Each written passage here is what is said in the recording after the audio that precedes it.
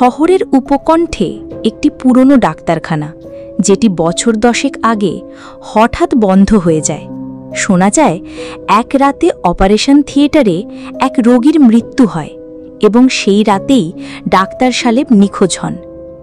এরপর থেকেই আশেপাশের লোকজন অদ্ভুত শব্দ, হাসি আর কান্নার আওয়াজ শুনতে পায়।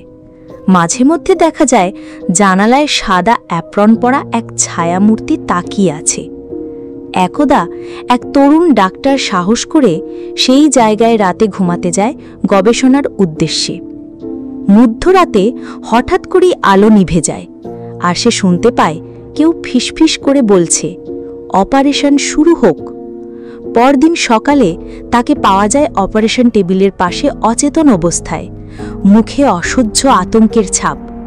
সেদিন থেকে আর কেউ ডাক্তারখানার ধারে কাছে ঘেঁষে না। লোকেরা আজও বলে সেখানে রাত হলে এক অপূর্ণ অপারেশন এখনও শেষ করার চেষ্টা করে কেউ।